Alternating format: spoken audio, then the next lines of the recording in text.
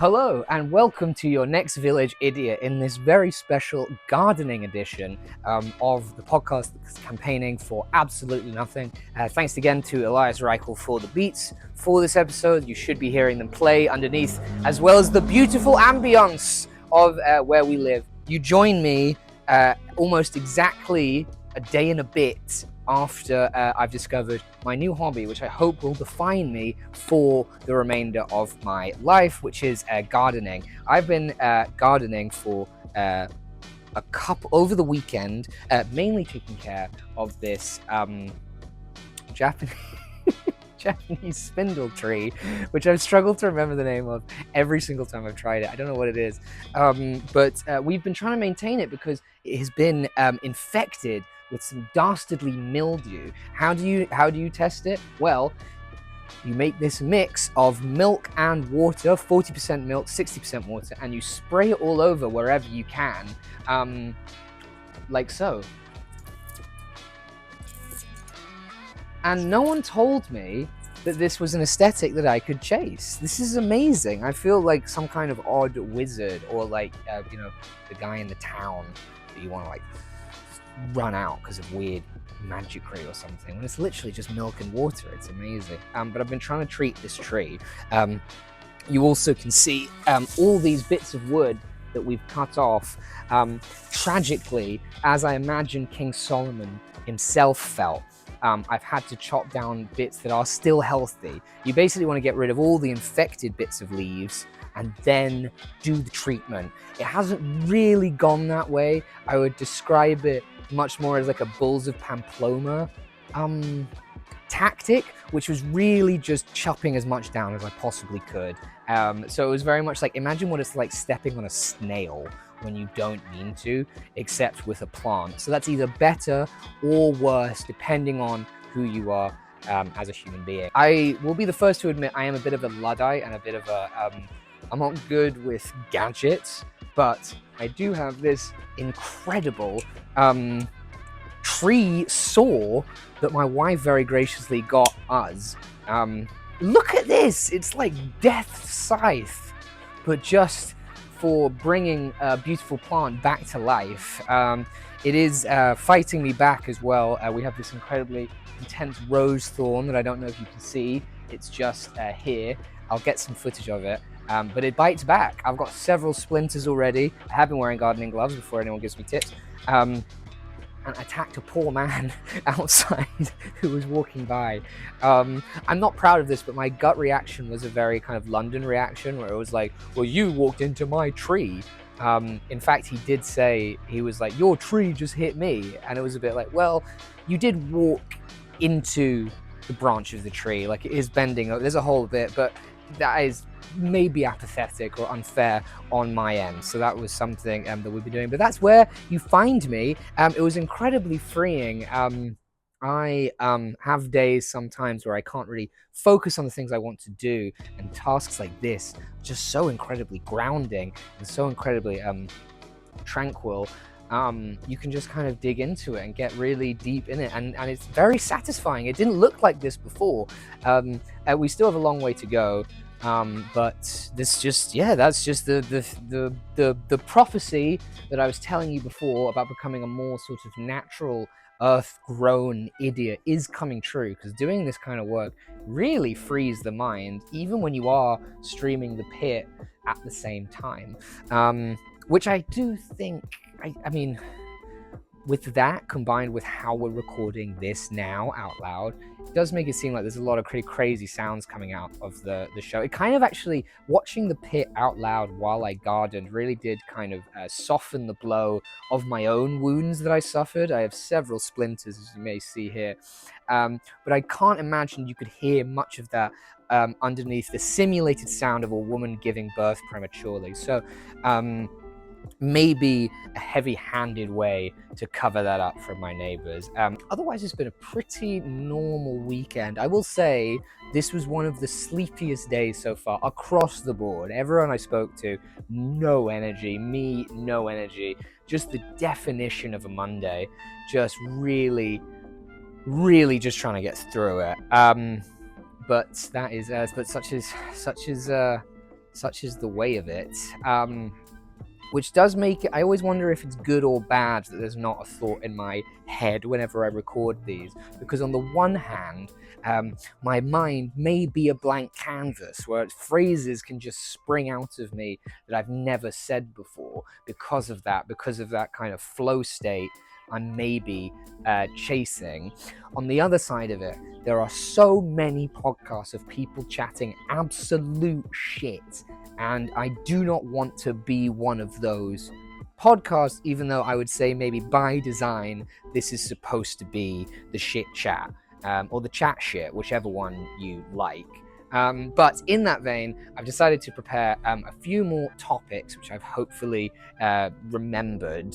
As we remember, I forgot the name of Japanese Spindle about 4 different times in the intro to this episode. So it's going to be touch and go. Maybe it'll be a bit more like, the band coming back together in a jazz band, and then the solos are the things that I try to go for, where it's like, well, no, nothing there. Maybe we'll get it back on the next bit. I would say whatever my content output is very much like jazz, in that it's about the entertainment you don't find in it when you listen to it. But that's okay.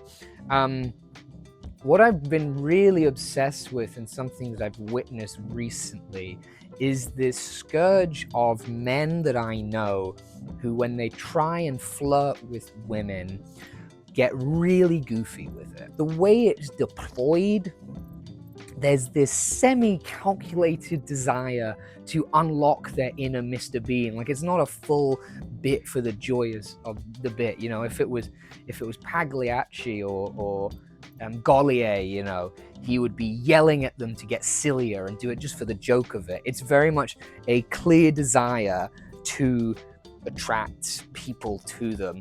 But I'm also just obsessed with it to think of it in that slightly gamified way, to be like, let me turn on my silly yucks now to try and sleep with someone, creates this very sinister alchemy, this slightly bizarre energy. And I don't know if I think it does work, because who doesn't like joy and whimsy? But there's something in just like, wow, damn, do you see that girl over there? All right, so let me get my knock jokes ready, and then just like laying down banana peels and going like, what? Hey, oh, I didn't see you there.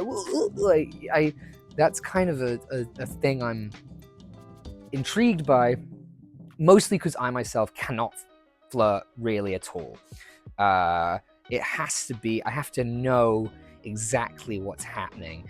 The times, and it's been few and far between, but the times where people that aren't my wife have flirted with me is absolutely terrifying. It's a bit like, it's kind of like when someone like turns on a blender near you while you're talking to them. I'm just like, what are you doing? But why would you do that? Like, I'm trying to just hang out here. God's sake. Like, I just already, and then it kind of clicks in this eureka moment of being like, oh my God, that was flirting just now. Is that good? Like, I really have no metric for it other than to just run away. I think that will never not work out for you. If you are wanting to live a hard day's night, I guess, and be just completely your own. You're on your own, and you don't want any smoke, so to speak. But I'm just kind of, I've seen it happen a few times where it's just like, you're hanging out with them one-on-one. It's like, you are not this silly when it's just me. Do you not want me to laugh? Do you really only want someone to laugh to get them? You know what I mean? It's just really, it's such a fascinating thing, because it's such a willfulness to embarrass yourself almost to the nth degree, as long as it has a very specific payoff. And it must work enough that I've seen it. You know what I mean? Like, it must be a thing that is successful enough and calculated enough. My goal, my dream really, is that 2 of these guys end up in a type of in a in a lover's rival match, trying to vie for the attention of the same lady, and that they are both just going above and beyond, hitting some real Charlie Chaplin stuff, some real, like, falling out of a house and it breaks and everything. Like, they're trying to survive 9/11 just to but then land on a perfect, like, on a pin or something like that, or just like, or just completely trying to get one over on each other, like pulling, ribbons out of each other's wrists and sleeves, and like trying to, just pratfall in front of them and be like, oh, whoopsie, blah, blah, blah, blah, like,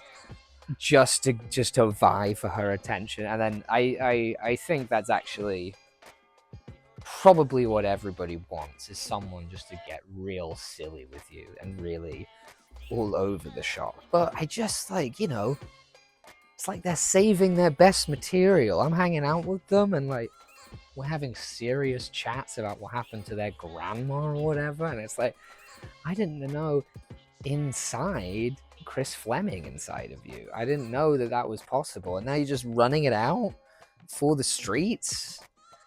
Do I not matter more? I don't. The other thing that's been on my mind is Wendy Williams recently. I'm a bit obsessed with Wendy Williams, as I think anyone who understands media should be. And when I say obsessed, it's with a short and small grasp of the real facts of her life. What she has done, maybe to explain why I'm obsessed with her, it's worth explaining my sort of emotive, philosophical theory of the internet. And we can take it from there and try and figure that out right now.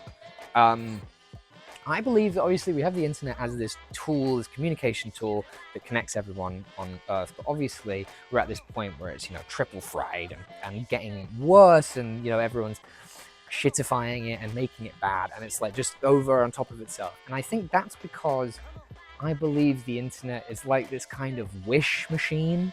It's like a dream creator, right? Where it's like anything you can conceive, you can find it on the internet. But the dreams we have are not always within our control. It's like when you watch those YouTube channels that are just made for kids, and it's like Spider-Man and Elsa from Frozen are married and navigating the difficulties of moving into a small suburb. And you're like, I believe someone had this dream, but nobody, it was almost too late. Someone woke up from a nightmare like, whoa, that was really weird. I just saw Elsa kissing Spider-Man. And then the internet was like, no, it's too late. It exists. And I feel in fear that I'm just going to hold my prop as I talk about this, because I still need to figure things out. And I think that's sort of, but if you have that as the internet, as this kind of ultimate media machination, tabloid media was sort of the Rubicon or the Rosetta Stone to understand these slightly impulsive, less logical, grasping at reality while also using some of that same dream mechanic, right? So if the internet magics up every dream you could ever want, willy-nilly, no logic, the way tabloid media... Hello everybody, this is a more recent Daniel here, as evidence from my new hoodie. I was going through the edit of this episode and I realized my theory had some fallacies that I just wanted to clarify. I think early doors I slightly conflate media sensibilities and the internet, and that comes up. Obviously they're very different. I think I was just trying to draw a comparison between modern engagement in celebrity stories, founded first in early tabloid reporting, creates dreamscapes from everyone's subconscious, is in those very petty judgmental moments. Again, this is just emotive horse-swoggle.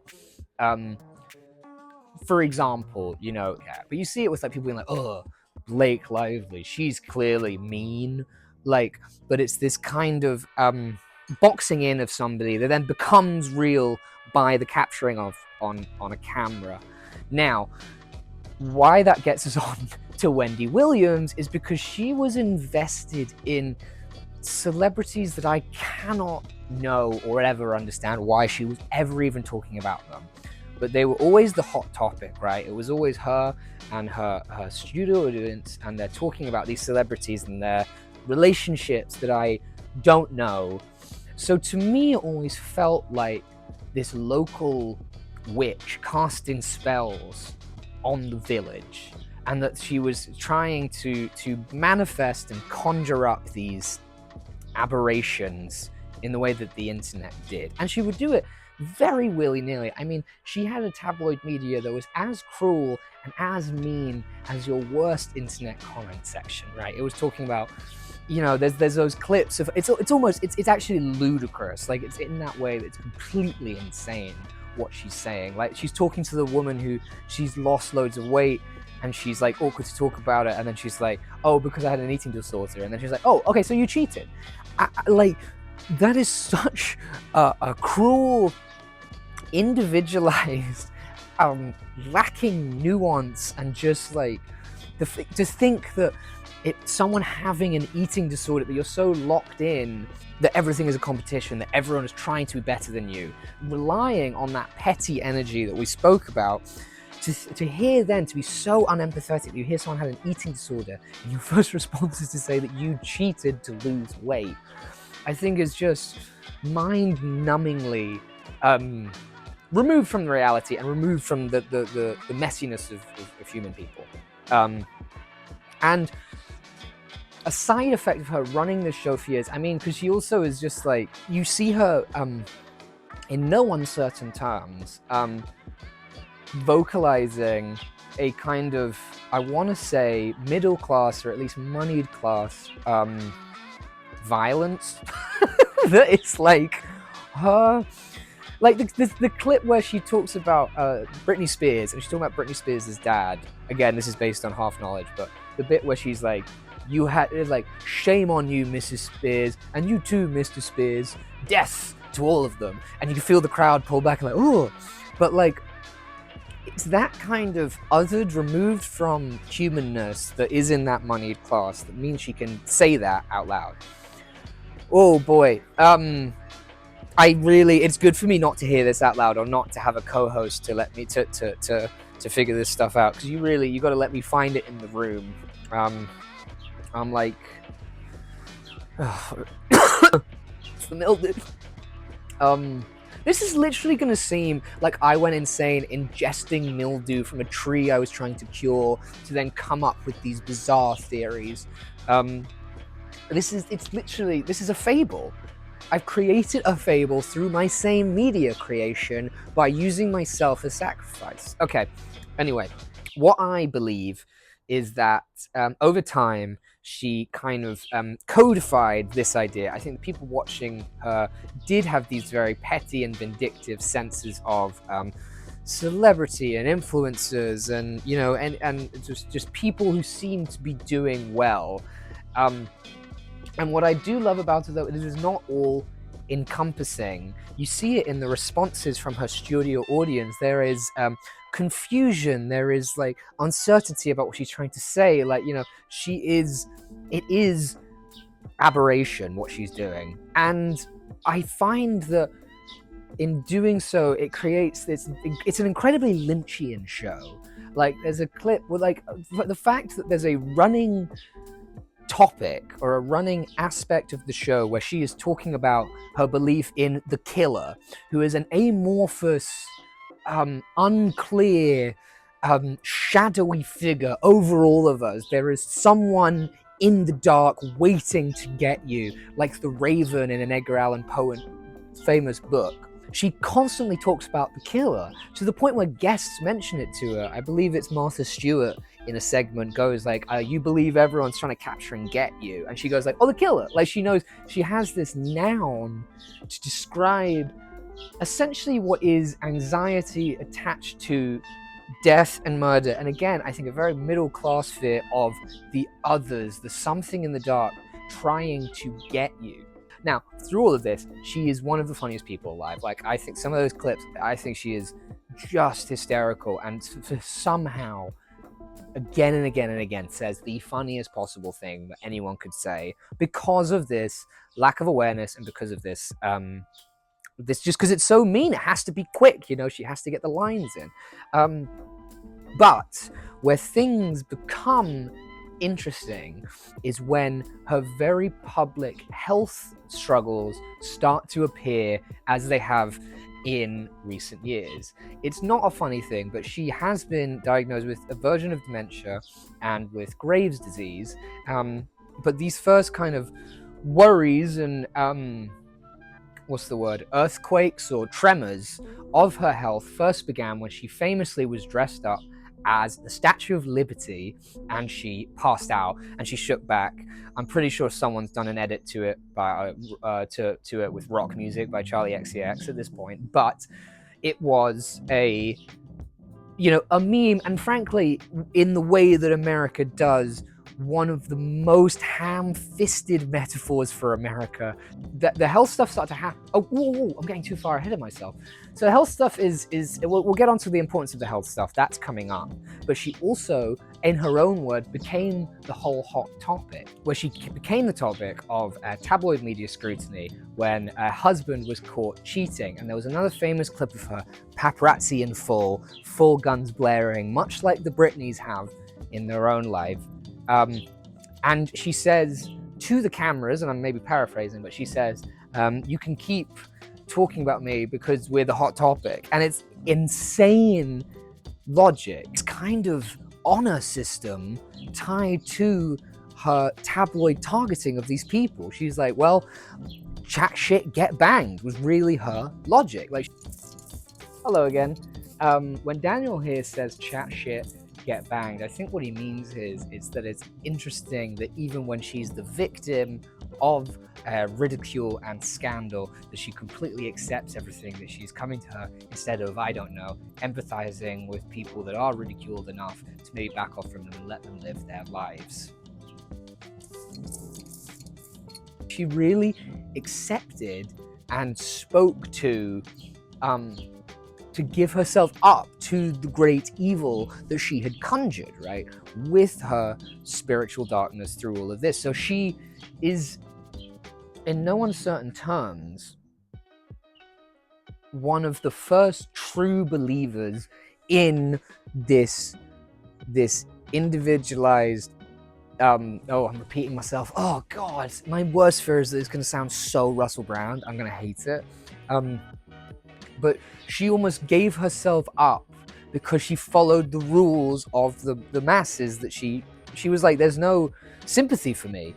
You can cast the first stone because I've been nothing but a stone cannon going off on everybody, big and small, for years. But it gets more interesting when we then bring back her health concerns, right? She then, after she is diagnosed with dementia and Graves' disease and all these things, a documentary is made that follows her as her health descends, which means that she has this, the fact that her career was this making a mockery of people's lives for spectacle, right? Making them into this reductive, minimized, black and white, no nuance take on all these people, big and small. She then does it to herself and sort of sacrifices herself in a way to this great media beast that she has conjured. So it's this bizarre, it's like an executioner who spends years executing people, good and bad, and then executes themselves, you know what I mean? Like pulls the guillotine on herself. I find it completely fascinating to give yourself over for, it would be so silly to just say it was fame and fortune, right? Because like it clearly had a sentiment of, shit happens, that if I am the topic, I become the topic. But it was in the most kind of animalistic way, and in a way that I think reflects the rest of the media, what the media class became as the internet developed, which is these how cookie cutter documentaries can be, how we're awash with true crime stuff, even though we've seen how it's unhelpful to cases, how like just Daniel was trying to say in that section was that the documentary style used by Wendy Williams to document her illness as she kind of got locked into her own body had stylistic similarities to true crime documentaries that can minimize the reality of certain cases and slightly have this very looky-loo judgmental sensibility. So that's what he meant by saying that when he was saying that. This constant discussion, this way of this building out of essentially fractured narratives. I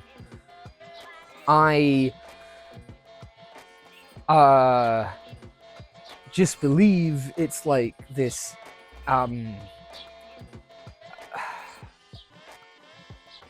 just speaks to the way I think in this day and age how so much of internet control, what the internet's supposed to be, is getting so much more out of control as we feed this spiritually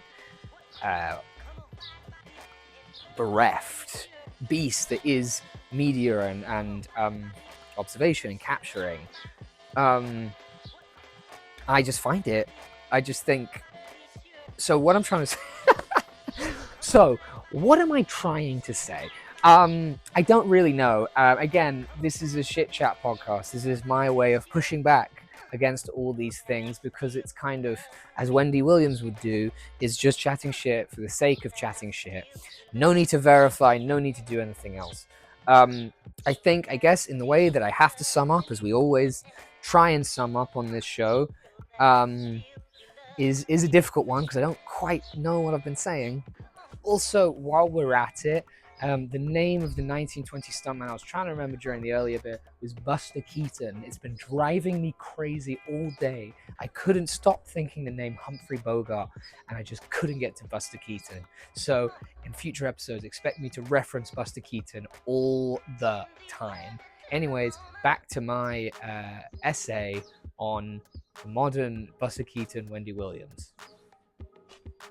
If you see, as I do, any kind of media property or the internet or any posting, is essentially whoever's posting it psychosis writ large, right? You can see how Joe Rogan thinks and feels in his radicalization over the course of hours of his life. There's Carol Baskin who, did a YouTube video covering her every day of her life for years, and then the one day she didn't is the day that she apparently killed her husband, right? So if you, as I believe, can see somebody's brain and all their foibles conjured in the capturing of them. Oh, this is getting so far away from me. Philosophically, there is no rigor. And I do blame that on my philosophy teacher, who was not a very good one and put me on philosophy forever. So this is what you get. You get some half-baked Wendy Williams theory about how the internet's a dream machine. I believe in a lot of ways you have, by uploading our consciousness in a lot of different ways onto the internet and having it catalogued and codified and even made into an entertaining tabloid chat show like Wendy did, you will always have these, you always magnify these parts of your psychosis, big and small, bad and good, evil and mundane. And I don't know what it means, but you gotta reckon with whatever you're posting, and I guess find peace with it like Wendy did, because she was maybe the first person who whole hog accepted the pitchfork and the Frankenstein chasing crowds as something that was right and good, even when it was turned on herself.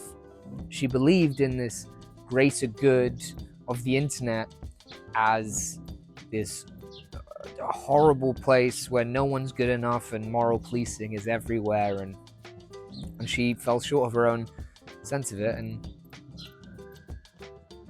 even in her last moments where you're supposed to find peace and maybe log off, she kept projecting outwards.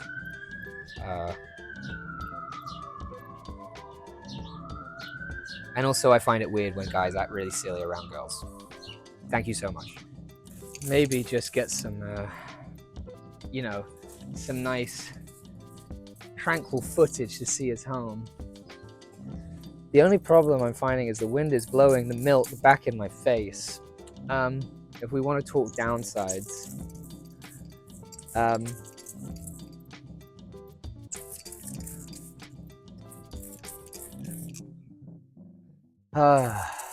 isn't this nice though?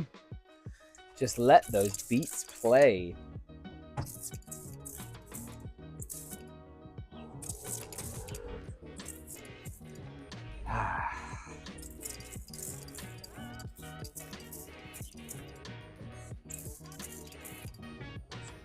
What if this was the content? What if I just didn't talk? What if I just stopped talking forever? That would be nice, wouldn't it? The other thing is this thing makes the noise a little bit like Murphy does, so it's not the most ideal thing.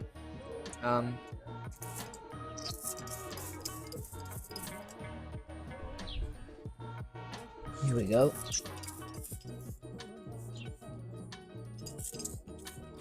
I'm actually trying to use up this because I've made too much of it in the Pyrex.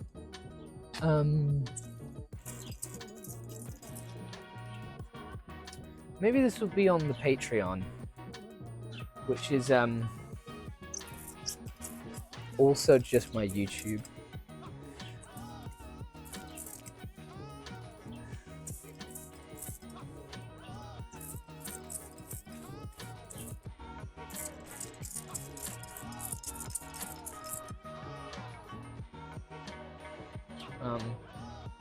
And I guess while we're here, a bit of extra.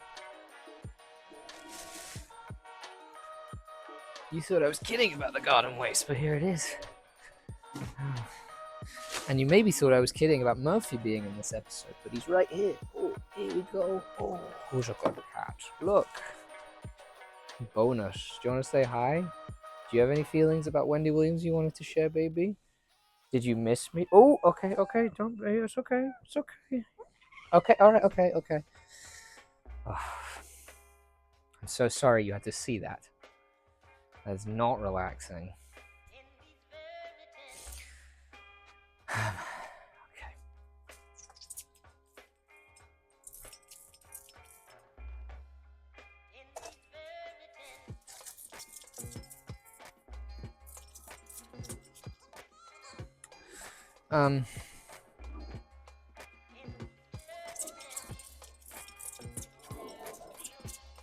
Jesus Christ, it gets everywhere.